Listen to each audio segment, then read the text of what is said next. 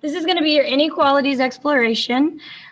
We are going to be dealing with a little bit of basketball, so let me explain a few things before we begin. First, I'm going to ask you to hit pause a few times throughout this video to try things on your own before I walk through it.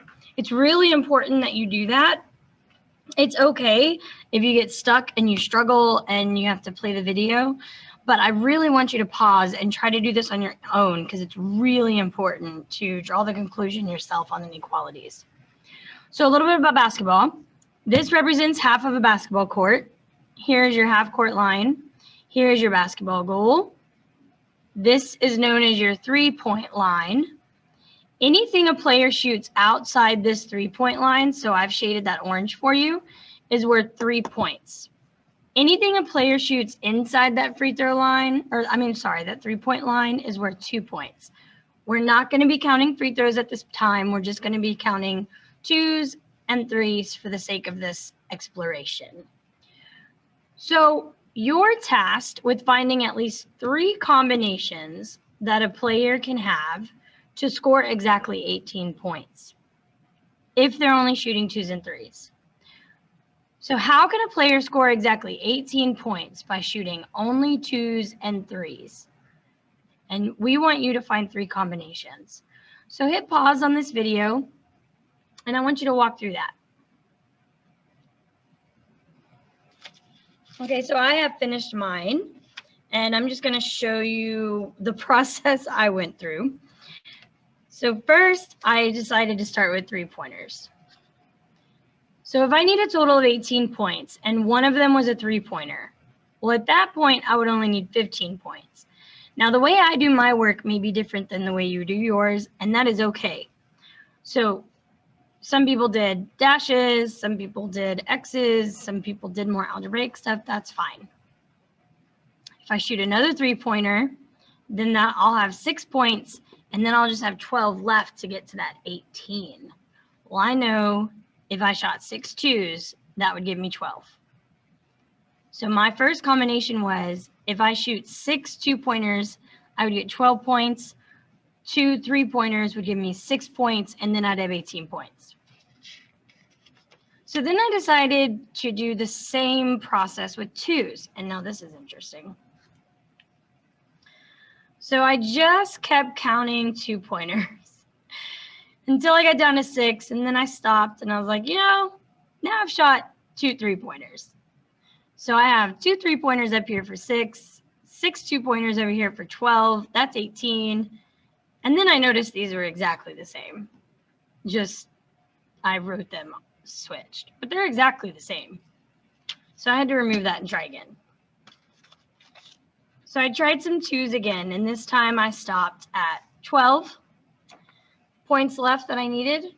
So I knew I could do 3 2-pointers, that's 6 points. And then I figured out I could do 4 3-pointers, and that would give me 12 points. And these are different. That's still a total of 18, so that's another combination I could do. So then I decided a different method. I decided to go back and forth between the 3s and 2s. So a 3-pointer, a 2-pointer, a 3-pointer, a 2-pointer, a 3-pointer, a 2-pointer, and then I ended up with just needing a 3-pointer. When I wrote it out, it was 4 3-pointers for 12, 3 2-pointers for 6. But that's the exact same of what I did before, so I had to try again. It's part of the process. I just went the easy route and decided 9 2-pointers, 18 points. So there's my 3 different combinations. Down here, they want us to plot our combinations. Here's what I know about plotting combinations. You need points. And right now, the way I have this written doesn't give me points. So in order to figure out what my points are, I'm going to read these axes, and I'm going to put them in a table. So the x-axis says 2-point shots. So in my table, I put 2-point shots on the X. The Y-axis says 3-point shots, so I put that on the Y. So what you're going to do is the same thing, and you're going to pull from your combinations and put them in a table. That should give you 3 points. So go ahead and pause the video and try that now. So for my first combination, my 2-pointers, I had 6, and then I had 2 3-pointers. For my second combination, I got 3 2-pointers, so I'm going to put it under the X because that's 2-pointers, and 4 3-pointers. Now remember where I got this. I got this straight off the graph. And then my last combination, I had 9 2-pointers and 0 3-pointers. So now let's plot those. So my first one is 6 2. So 6 2-pointers, 2 3-pointers. That's my first dot. 3 2-pointers, 4 3-pointers. Now I had 9 2-point shots and 0 3-point shots. So those are my 3 dots. It wants me to write an equation that would represent all of the options for the player. What I do know is that I don't have a y-intercept, not at this point in time. You might. So you may have gotten, let's say you had 0 2-point shots. So to get 18 points, you would need 6 3-point shots. That might have been part of your combinations. So I know for a fact, if you had that, you probably would have done slope intercept. But let me show you these 3 options. So these are our 3 options for our forms. When we're writing an equation, this is the kind of thing we would really want to think about. What do we have? And then what form is that tied to? So do we have a starting point? Since we put this 0 6 in, we do. So we could write it in slope intercept. We'd have to find the slope though. Let's go ahead and do that. Pick 2 points from your table. I'm going to pick those 2. And you'll do the slope formula with those 2 points. So hit your right first and put those on top. And then left, put those on bottom. If you were to type this in, you would get -2/3. So I could write an equation with this. Let's go ahead and do that. -2/3 x plus 6 for my starting point. I want you to try to write an equation in point slope now, because we do have a single point. We could just pick one. And now we have a rate of change. So why don't you go ahead and write yours in point slope, and go ahead and hit pause while you do that.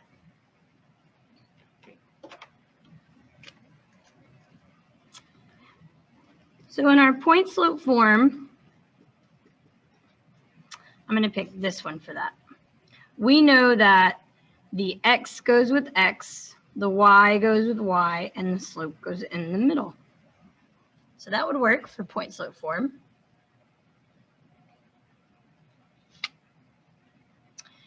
Could we write this in standard? I want you to try to find the 2 rates that you would use and write this in standard. Go ahead and hit pause and write that equation.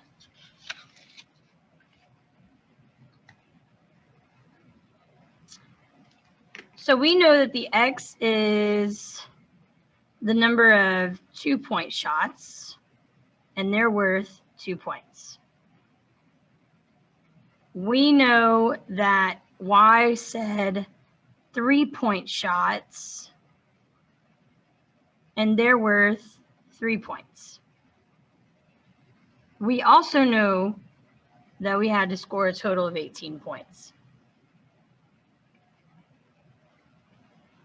Let's do something a little different, because Kobe did not just score 18 points. Actually, in that game, Kobe had a total of 45 points. For the sake of our math, we would have to change it to 46 points in order to do 2-pointers and 3-pointers. So I did a little combination here. According to number 5, I want to try to combine them to where it would be at least 18 points. So that means it could be more, like Kobe's score. He scored 12 3-pointers in the game for a total of 36 points. If he does 5 2-pointers, that would be another 10 points. He would have 46 points. So I want you to try to find another 4 combinations of 2s and 3s to where it's at least 18 points. So it could be more. Go ahead and hit pause and do that. All right, so if you were to write your combinations down in a table, it would definitely make it easier to graph. So let's say, according to mine, Kobe had 5 2-pointers and 12 3-pointers. That would give us more than 18 points for sure. Then if I did, I'm just gonna kind of come up with stuff that can fit on this graph. So let's say 8 2-pointers. Well, that would be 16. So I need more or exactly 18. So let's say I had 3 3-pointers. You probably have different points than me, but that is okay. Or if we had 16 2-pointers. I don't have anything over there yet. I don't have any big numbers on the x's. So let's try that. That would be 32 points. That would already be a lot. But let's say I had 2 more 3-pointers. That would be 6 points. So yeah, I would definitely have more than 18 points there. So 16 2-pointers, 2 3-pointers, and I may not even need this paper now. Let's try, let's see, what numbers don't I have in here? Let's try 12 2-pointers. That's already 24 points. And we could shoot whatever we want up here. I mean, you don't have to be at a certain number, right? Because you just need to be higher than 18 points. So let's say I had 8 3-pointers. Let's plot those. 5 2-pointers, 12 3-pointers, 8 2-pointers, 3 3-pointers, 16 2-pointers, 2 3-pointers, 12 2-pointers to 8. Very interesting. We don't have a line here. Isn't that interesting? But they're all solutions because we didn't have to be exactly 18. So using this equation, how could all of these points still be true, like still be possibilities? Because it doesn't have to be exactly 18, which is what this says. If it's at least 18 points, how would you show that it could be more than that? Go ahead and pause the video and write that down.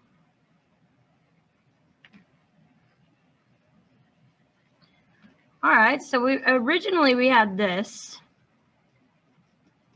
This is saying that it has to be exactly 18 points. But what we're saying is that it could be more than 18 points. So we could say this, because this would be greater than 18 points. Now, we did say at least, so that means it could be equal.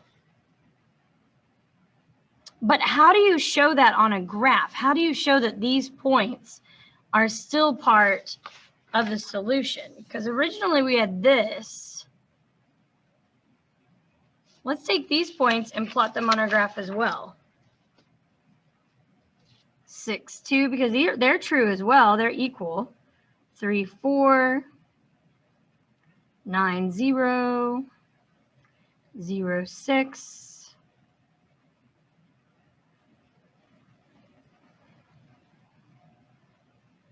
oh, I missed the one. I'm going to put a little X right there. How can we show that all of these points are in our possible solutions? One way that we do that is with shade. So while everything on this line is a solution because it's exactly 18, which is what we did over here, we found all the possible combinations that were exactly 18. Now we want at least 18. Kobe wants to shoot more, he wanted to shoot more than 18 for sure. He was going for the record. We use it with shade.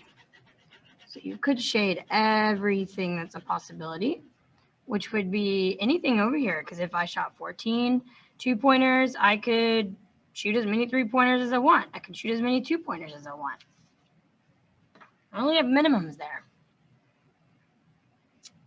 All right, go on to your next task. Thank you for exploring with me.